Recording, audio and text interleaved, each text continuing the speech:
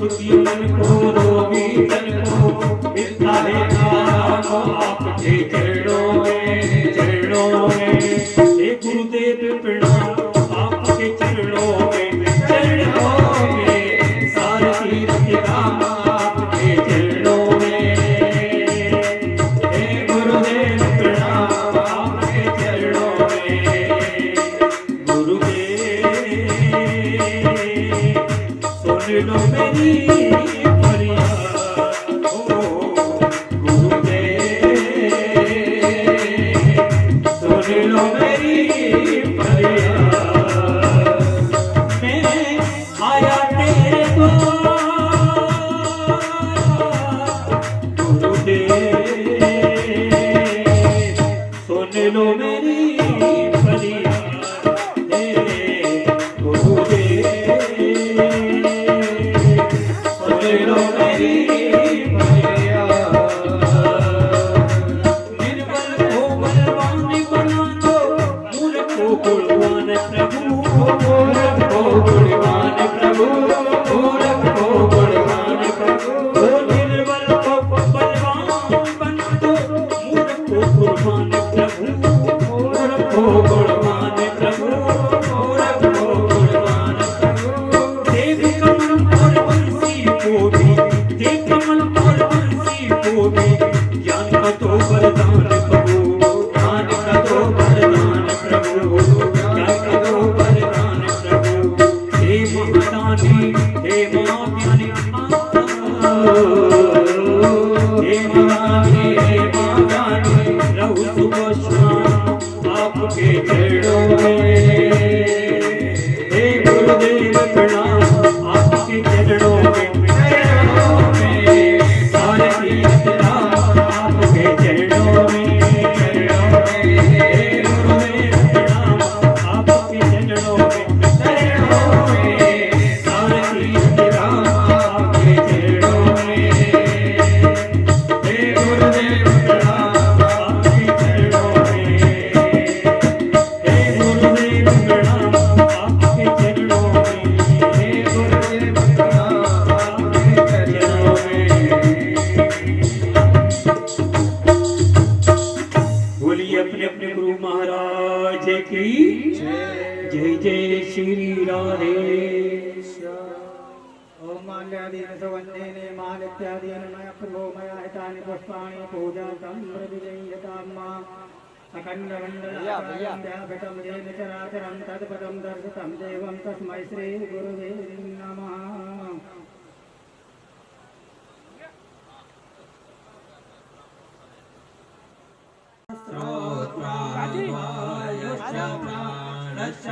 आगे से साइड हो जाओ आगे से ओम मेधागं भागे प्रजानां अस्तु तस्वीरा सर्वगण स्वस्मै आत्मसनि प्रजासनि पशुसनि लोकसन्नभयसनि अग्निं बहुरां मे करो त्वन्यं पयोरेतो अस्मासु दत्तः। श्री भागवत भगवान की है आरती पापियों को पाप से तारती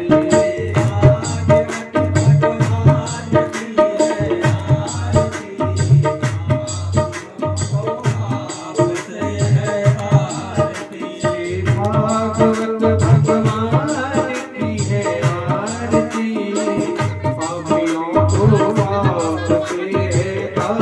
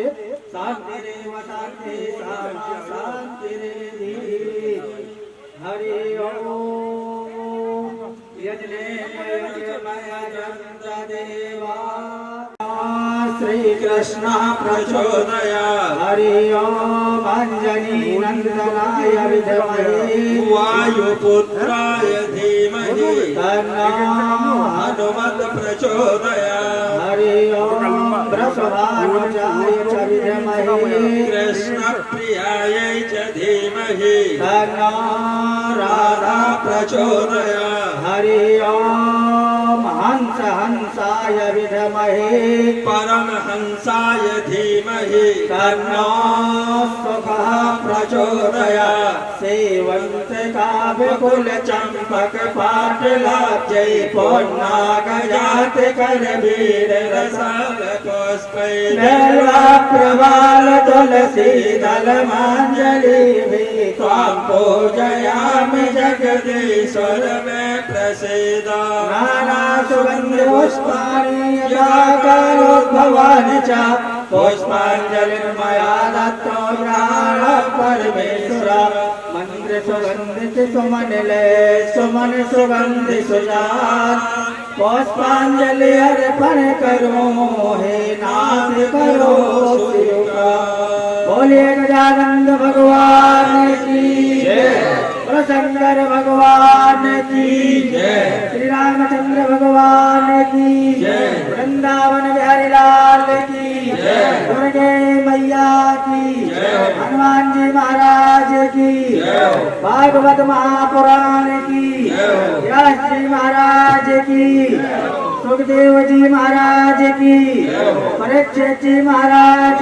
की जय जय श्री राधे जय जय श्री राधे जय जय श्री राधे नमः पार्वती पते हर हर महादेव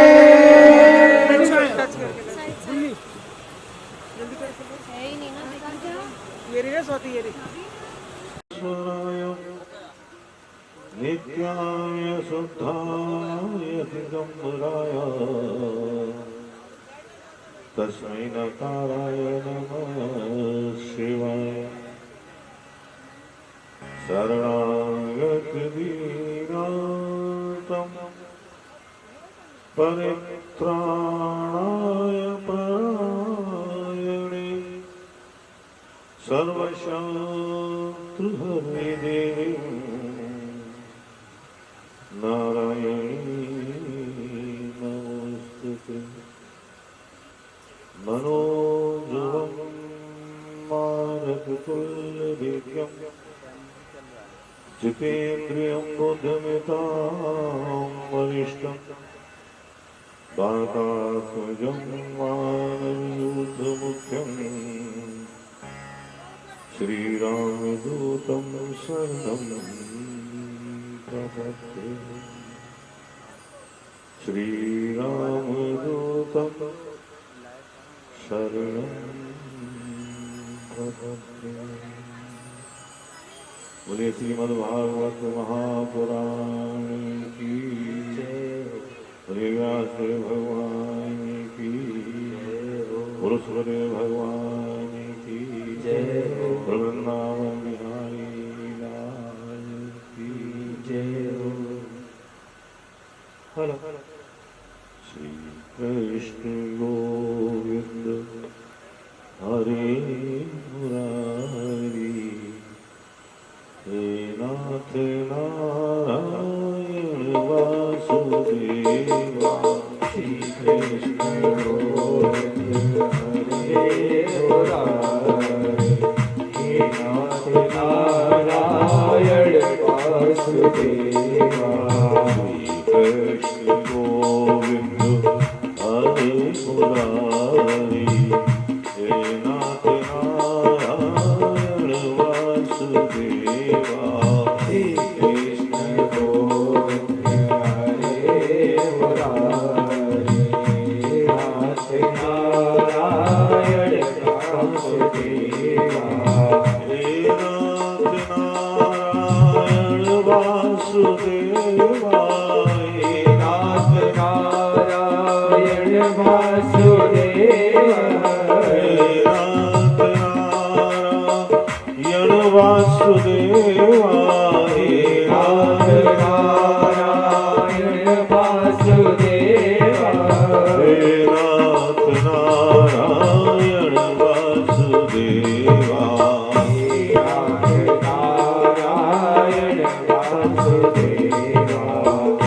कृष्ण गोविंद हरे मुरारी हे नाथ नारायण वासुदेवा श्री कृष्ण गोविंद हरे मुरारी हे नाथ नारायण वासुदेवा राधे कृष्ण राधे कृष्ण राधे कृष्ण राधे राधे कृष्ण राधे कृष्ण राधे कृष्ण राधे राधे कृष्ण राधे कृष्ण कृष्ण कृष्ण राधे कृष्ण राधे कृष्ण राधे कृष्ण राधे कृष्ण राधे राधे कृष्ण राधे कृष्ण राधे कृष्ण राधे राधे कृष्ण राधे कृष्ण कृष्ण कृष्ण राधे राधे कृष्ण राधे कृष्ण कृष्ण कृष्ण राधे गोविंद बोलो हरि गोपाल बोलो राधा रमण हरि गोविंद बोलो गोविंद बोलो हरि गोपाल बोलो राधा रमण हरि गोविंद बोलो गोविंद बोलो हरि गोपाल बोलो राधा रमण हरि गोविंद बोलो गोविंद बोलो हरि गोपाल बोलो राधा रमण हरि गोविंद बोलो गोविंद बोलो हरि गोपाल बोलो गोविंद बोलो हरि गोपाल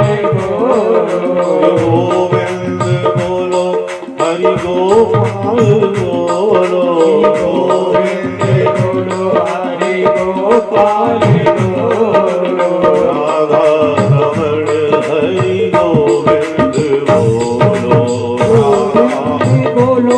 हरि गोपाल बोलो राधा रमण हरि गोविंद बोलो गोविंद बोलो हरि गोपाल बोलो राधा रमण हरि गोविंद बोलो गोविंद बोलो हरि गोपाल बोलो राधा रमण हरि गोविंद बोलो जय श्री राधेश्याम।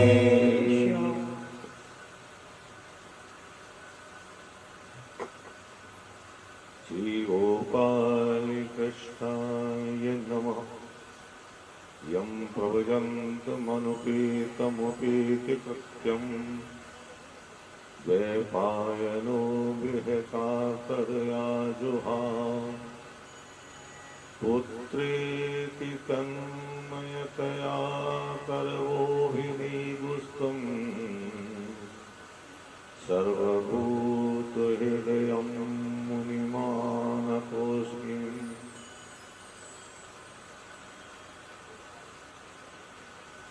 श्रीमद् भागवत जी के अंदर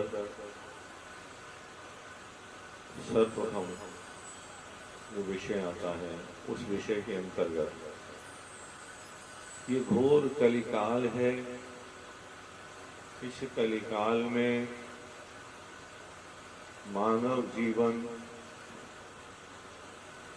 अपने संस्कारों से, कर्मों से और धर्म से विरक्त होता चला जा रहा है। आज ना तो हम अपने धर्म का ही सही ढंग से पालन कर पा रहे हैं, संस्कार हमारे विलुप्त हो चुके हैं, कर्म जो हम कर रहे हैं उनमें हम अपने स्वार्थ के वशीभूत होकर के कर रहे हैं। जब हम ऐसी अवस्था में से गुजरेंगे तो आने वाला कल हमारा कैसा होगा। जो मुख्य विषय है इसका, वो मुख्य विषय ये है कि जिसने कभी जीवन में कोई भी पुण्य कार्य नहीं किया,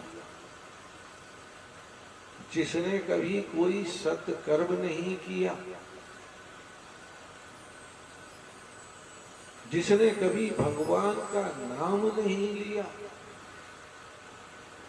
ऐसे जीवों का कल्याण किस प्रकार से होगा? क्योंकि मृत्यु रूपी काल हमारे सर पर नाग बन करके हर समय तैयार खड़ा हुआ है। कहते हैं कि सामान्य 100 वर्ष का पल की खबर नहीं, है ना। तो ऐसे जीवों का कल्याण किस प्रकार से होगा, कैसे उनकी मुक्ति होगी, कैसे प्रभु के सानिध्य की प्राप्ति होगी, ये सारे विषयों के ऊपर केंद्रित है हमारा ये श्रीमद् भागवत ग्रंथ। इसका सबसे मूल कारण है कि जीव का कल्याण कैसे होगा। ये वो ग्रंथ है जिस ग्रंथ की रचना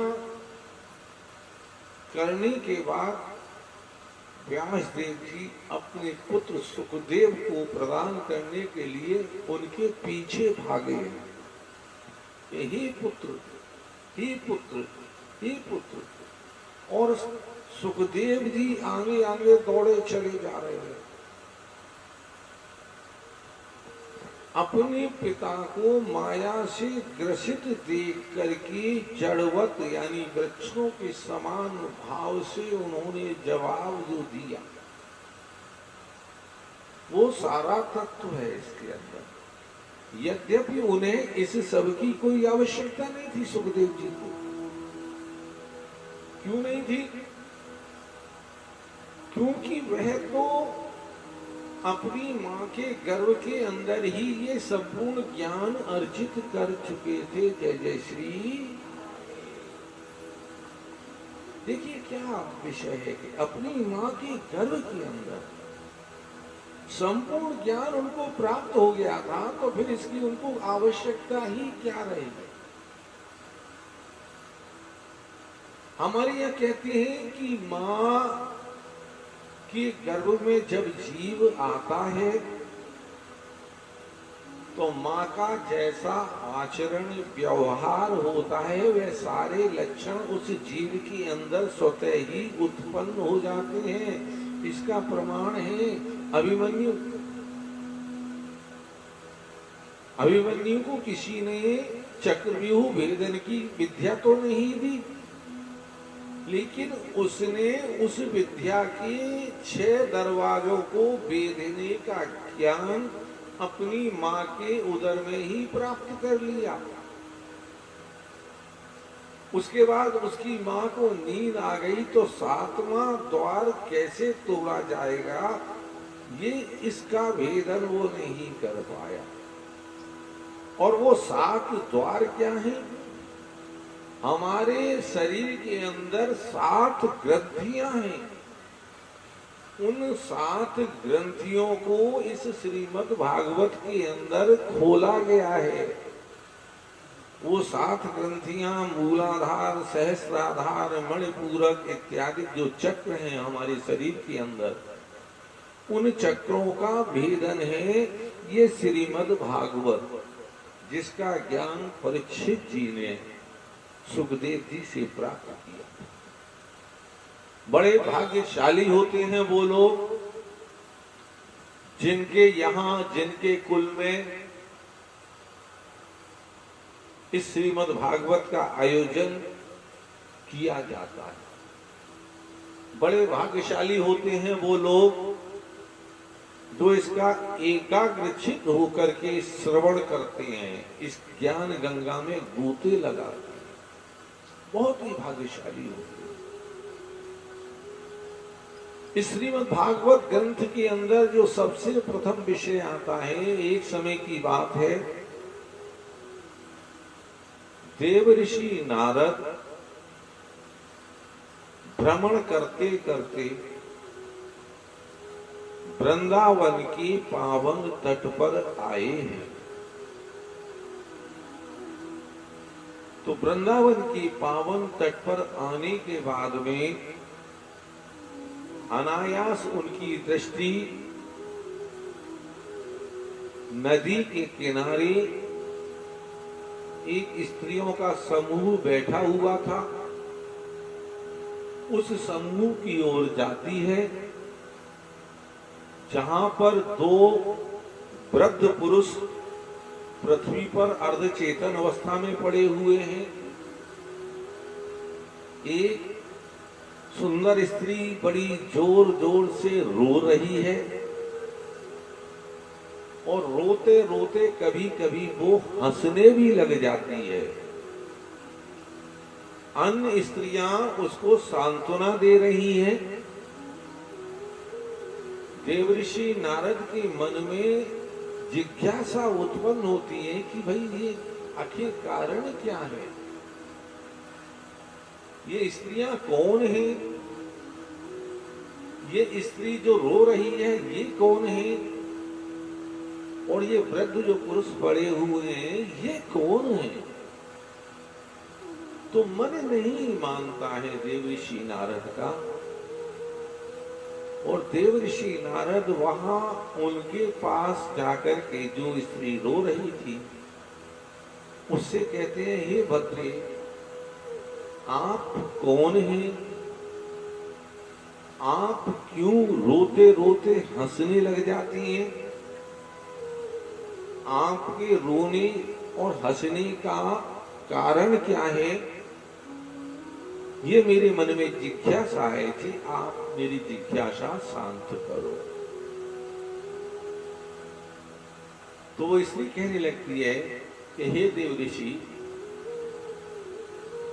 मैं भक्ति हूं, द्रविड़ उत्पन्नम, द्रविड़ में मेरा जन्म हुआ, यानी भक्ति का प्रारंभ कहां से हुआ, द्रविड़ देश से, और कर्नाटक से होते हुए गुजरात तक आते आते वो वृद्धावस्था को प्राप्त हो गई। और बोले ये दोनों मेरे पुत्र हैं, ज्ञान और वैराग्य। हे देवऋषि, गुजरात से आगे बढ़ते बढ़ते जब हम यहाँ पर आए तो इस यमुना के तट पर मेरे ये दोनों पुत्र तो अचेत होकर के गिर पड़े हैं और मैं युवा अवस्था को प्राप्त हो गई हूं। तो मेरी प्रसन्नता का, हंसने का कारण तो ये है कि मैं युवा हो गई यहां आकर के, और रोने का कारण मेरा ये है कि ये मेरे दोनों पुत्र यथावत इसी अवस्था में पड़े हुए हैं। मैं इनको जगा रही हूं, मैं इनको उठा रही हूं, मगर ये उठ नहीं रहे हैं। जय जय श्री, जय जय श्री राधे। देवऋषि नारद ने सुना, तो सुनकर के देवऋषि नारद ज्ञान और वैराग्य के पास जाते हैं और जाकर के कहते हैं कि हे ज्ञान, हे वैराग्य, देखो तुम्हारी मां तुम्हें पुकार रही है, उठो।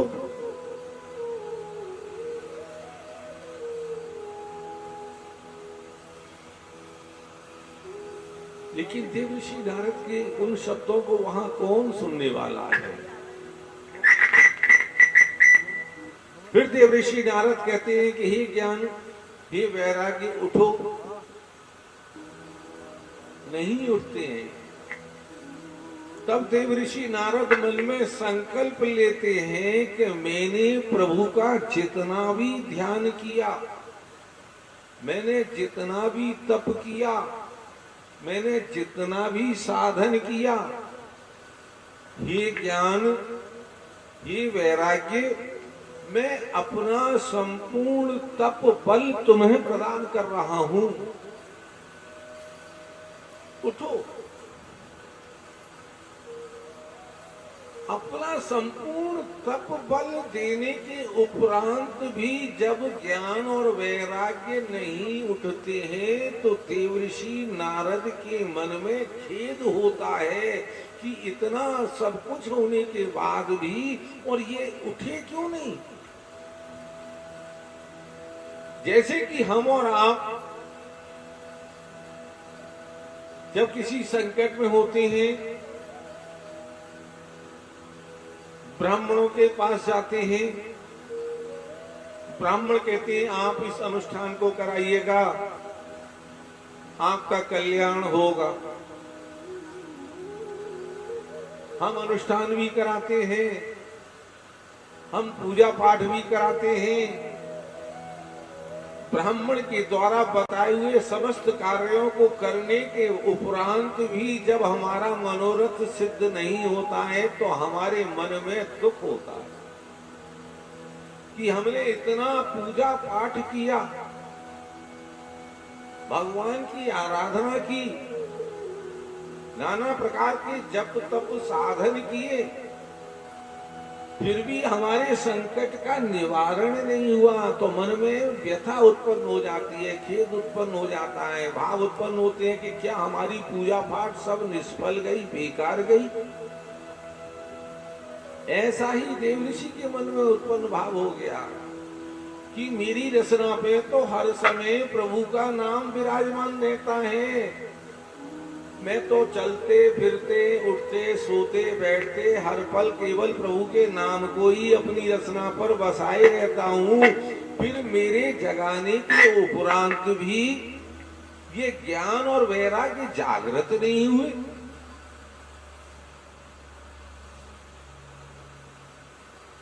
मन में विचार किया,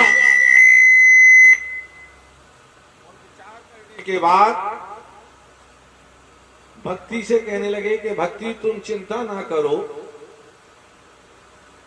मैं तुम्हारे इन दोनों पुत्रों के लिए जो भी संभव होगा वह प्रयत्न करूंगा। और ऐसा मन में विचार करके उन ज्ञान वैराग्य के लिए देवऋषि ऋषि मुनियों के आश्रमों में जाते हैं, अपने मन की व्यथा सभी ऋषियों से कहते हैं और पूछते हैं कि इनको कैसे जागृत किया जाए, क्या मार्ग है जिसके द्वारा कि ये जागृत हो सकते हैं।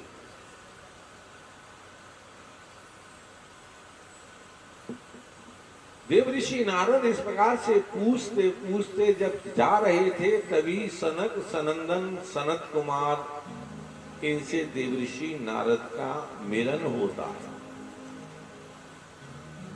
और जब इनसे मिलन होता है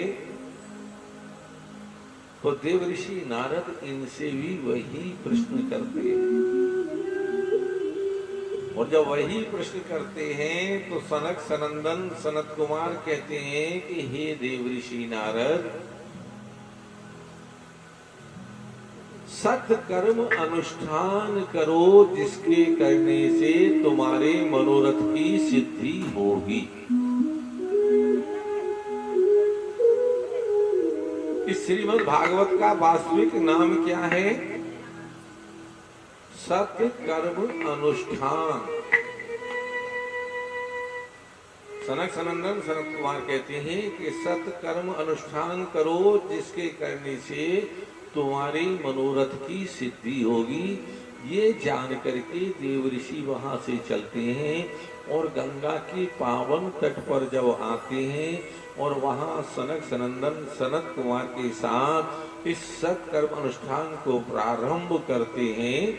श्रीमन नारायण नारायण नारायण, श्रीमन नारायण नारायण नारायण, भजमन नारायण नारायण नारायण, भजमन नारायण नारायण नारायण, लक्ष्मी नारायण नारायण नारायण, लक्ष्मी नारायण नारायण नारायण, नारायण नारायण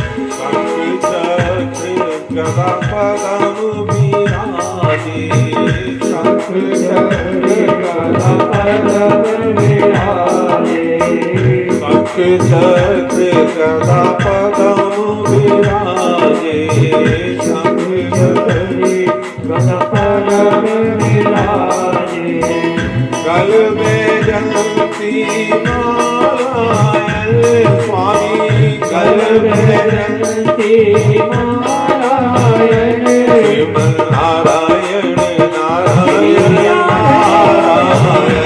श्रीमन नारायण नारायण नारायण, श्रीमन नारायण नारायण नारायण, श्रीमन नारायण नारायण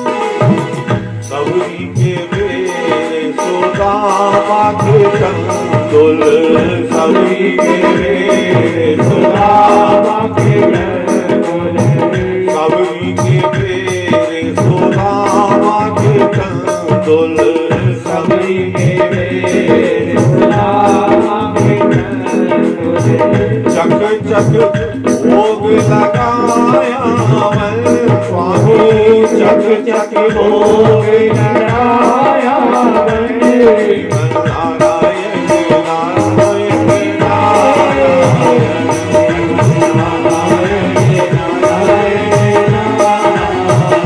नारायण, लक्ष्मी नारायण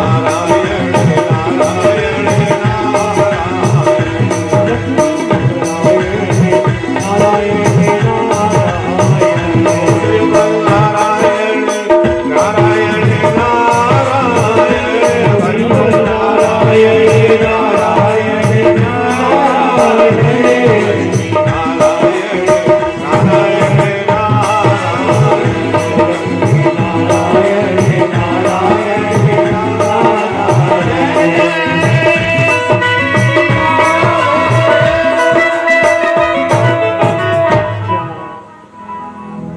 जब यहाँ देवऋषि नारद ये सत्कर्म अनुष्ठान प्रारंभ करते हैं, वहाँ सनक सनंदन सनत कुमार का आगमन होता है।